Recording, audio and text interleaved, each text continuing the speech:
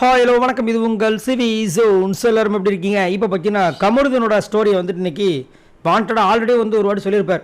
நான் சொல்கிறேன், நான் நாமினேஷன்ஸில் இருக்கேன் அப்படின்னு. நம்மளுக்கும் ரொம்ப இதுவாக இருந்தது.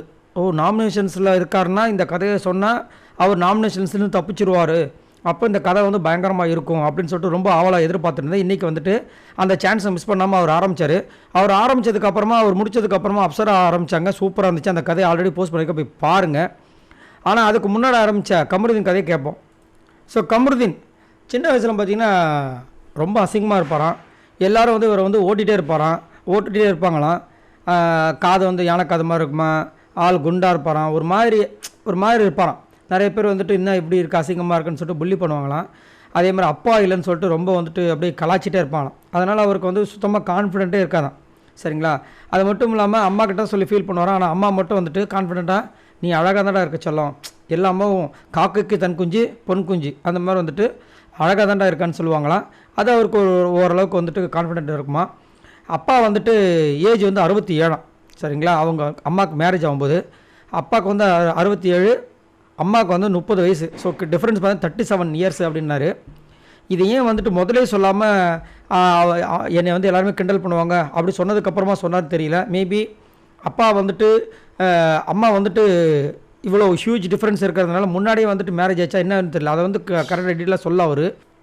ஆனால் வந்துட்டு அப்பாவை பற்றி சொன்னார். அப்பா வந்து ரொம்ப வயலண்ட்டான ஒரு ஆள், ரவுடி மாதிரி பிஹேவ் பண்ணுவார். அம்மா வந்து ரொம்ப அடிப்பார். ஒரு வாட்டி வந்து சண்டை வந்து உச்ச நிலைக்கு போயிடுச்சான், கடப்பாரை எடுத்து குத்துறதுக்கு வந்துட்டாரான். அப்படியே படமாக இருந்துச்சான். அதே மாதிரி அப்படியே அப்புறமா அங்கேருந்து ஓடி இருக்காங்க போல இருக்குது. அதுக்கப்புறமா யாருமே இவங்களை வந்துட்டு சுத்தமாக மதிக்கவே மாட்டாங்களாம். அந்த மாதிரி ரொம்ப ஃபீல் பண்ணி அப்படியே போயிட்டுருக்கு. ஒரு கட்டத்துக்கு அப்புறமா பார்த்தீங்கன்னா அப்பா இறந்துடுறாங்க. சரிங்களா? அப்புறமா ரொம்ப கஷ்டப்பட்டுருக்காங்க. நிறைய டைம் வந்து பசியோடு இருக்கும்போது வாட்டர் மெலன் தான் சாப்பிடுவாங்களாம். பசிக்குதுன்னு சொல்லிட்டு வாட்டர் மெலன் தான் சாப்பிடுவாங்களாம். அப்படி சொல்லிட்டு இந்த பக்கம் வாட்டர் மெலன் ஸ்டார் நம்ம திவாகரை பார்த்து ஒரு சிரிப்பு, அந்த ஒரு இதுலேயும் ஒரு சுருக்கு. நம்ம கமருதீன் எப்பயுமே அது ஒரு இது இருக்கும் போல இருக்குது. அதுக்கப்புறமா வந்துட்டு இங்கிலீஷ் மீடியம் தான் படிக்க வேணும்னு சொல்லிட்டு தான் கேட்டாராம். அதுக்கப்புறம் படிக்க வச்சாங்களாம். அப்படியே லைஃப் இம்ப்ரூவ்மெண்ட் ஆகிருக்குது. பாலிடெக்னிக் போயிருக்காரு, இன்ஜினியரிங் போயிருக்காரு. அதே மாதிரி பணக்கார காலேஜில் தான் படிக்கணும் ஒரு ஆசை. ஏன்னா நிறைய பேர் அந்த அவர் வந்துட்டு ரொம்ப அவமானப்படுத்தியிருக்காங்களே, அதனால் அந்த தாழ்வு மனப்பான்மை இருக்கக்கூடாது அப்படின்னு சொல்லிட்டு அவர் வாலண்டராக வந்துட்டு கேட்டு பணக்கார இதில் படிச்சிருக்காராம். எனக்கு என்ன ஒரு வருத்தமாக இருந்துச்சுன்னா, அப்பா வந்து இறந்துட்டாங்க, அம்மா தான் கஷ்டப்படுறாங்க. அந்த டைமில் போய் பணக்கார காலேஜில் தான் சேருவேன்னு இவர் எப்படி தைரியம் வந்துச்சு எனக்கு சத்தியமாக புரியல. ஆனால் அதுக்கு காரணம் அவர் தான் சொல்கிறாங்க, தாழ்வு மனப்பான்மை அப்படின்ற மாதிரி ஒரு விஷயத்தை வைக்கிறாரு. அதுக்கப்புறம் அங்கே போயிட்டா வந்து பார்த்திங்கன்னா ஒரு ஃப்ரெண்டு இருப்பாரான், நல்ல ஃப்ரெண்டு தானா, ஜூஸ் வாங்கி கொடுப்பாரான். நல்லா அவர் ஓரளவுக்கு மிடில் கிளாஸு, நல்லா வெல்த்தியாக இருப்பார் அப்படின்னு சொன்னார். ஒரு சின்ன ஆர்குமெண்ட் வந்துருக்குது. அதில் வந்து கணத்தை அரைஞ்சிருக்காரு போல இருக்குது.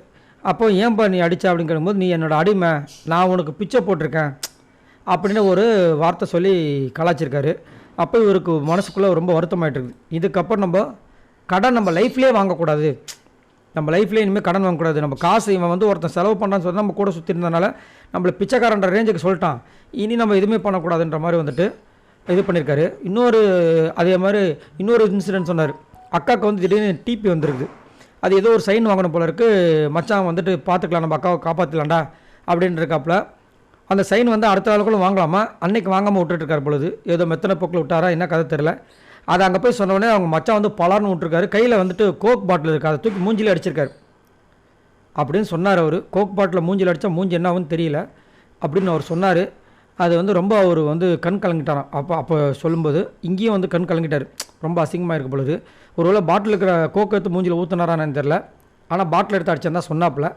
அப்படியே வந்துட்டு ரொம்ப எமோஷனலாக ஃபீல் ஆகிட்டாப்புல. அதுக்கப்புறம் ஒரே ஒரு விஷயம் சொன்னார். ஏன்னா எனக்கு அப்பா பாசம்னா என்னென்னு தெரியாது, நான் ஏன் இப்போ இவ்வளோ கோபமாக இருக்கேன்னா, நான் வந்து என்னை வந்து டிஃபென்ஸ் மோடுக்கு மாற்றிட்டேன். ஏன்னா நிறைய நேரங்கள் நான் வந்து ரொம்ப கஷ்டப்பட்டிருக்கேன், என்னை நிறைய பேர் அசிங்கப்படுத்திருக்காங்க, கலாய்ச்சிருக்காங்க.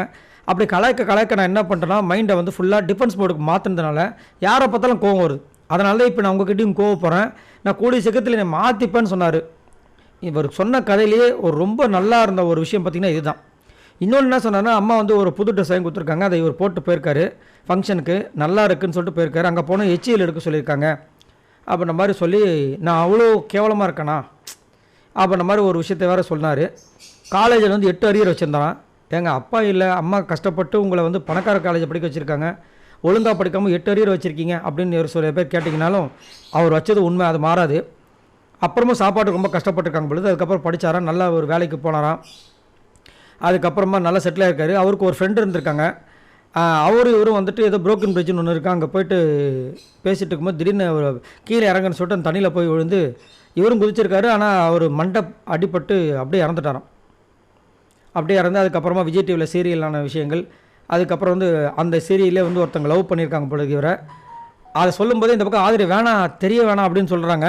நானும் போயிட்டு சரி யார் சீரியல் நடிகன்னு பார்த்தா வேறு யாரோ அவங்க ஒரு வேளை ஆதிரிக்கு ரிலேஷனாக தெரில, இவங்க இங்கே ஏன் சொல்கிற அப்படின்னு சொன்னாங்க. அதுங்களும் அவர் சொல்லி அவங்க என்னை விட்டு போயிட்டாங்க. இந்த நேரத்தில் அவங்க பார்த்துறதுனால ஆச்சரியப்படுறதுக்குலாம் பார்த்துட்டு தான் இருப்பாங்கன்னு சொல்லிட்டு நாக்கை கடிச்சிட்டு ஒரு நெக்கில் ஒரு விஷயத்த சொன்னார்.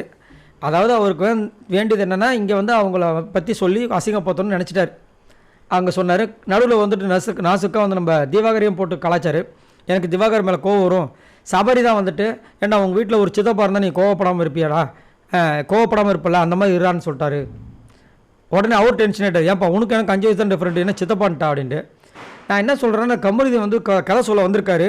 இந்த கதை மூலமாக அவருக்கு வந்துட்டு ஒரு நாமினேஷன் ஃப்ரீ வரப்போகுதுன்னு நினைக்கிறேன். மக்கள் வந்துட்டு மயக்கணும். இது எவ்வளோ பெரிய டாஸ்க்கு. இந்த டாஸ்க்கில் எத்தனை பேர் கண் கலங்கியிருப்பாங்க. இதே இது அப்சரா சொல்லும்போது கண் கலங்குச்சு, அவங்க அண்ணனை பற்றி சொல்லும்போது கண் கலங்குச்சு, அவங்க அம்மாவை பற்றி சொல்லும்போது கண் கலங்குச்சு. இவருக்கு வந்து நிறைய விஷயங்கள் நடந்திருக்கு.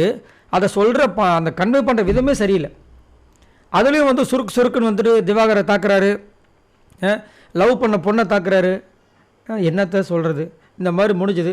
சரி நீங்கள் உங்களோட கருத்தை சொல்லுங்கள். கமருதீன் ஆனால் ஒன்று மட்டும் உண்மை என்னென்னா, எனக்கு ஏன் இவ்வளோ கோவம் வருது, நான் டிஃபென்ஸ் மோடுக்கு மாறிட்டேன். ஏன்னா சின்ன வயசில் அவ்வளோ கஷ்டங்கள் பட்டா அப்படி சொன்னார் பார்த்தீங்களா, அது உண்மை. அதனால் மேபி இந்த கேரக்டர் அவருக்குள்ளே வந்துட்டு அப்படியே வந்திருக்கலாம். சரிங்களா? இவரை பற்றி என்ன நினைக்கிறீங்க மறக்காமல் கீழே கமெண்ட்ஸ் பண்ணுங்கள். பாய் நண்பர்களே.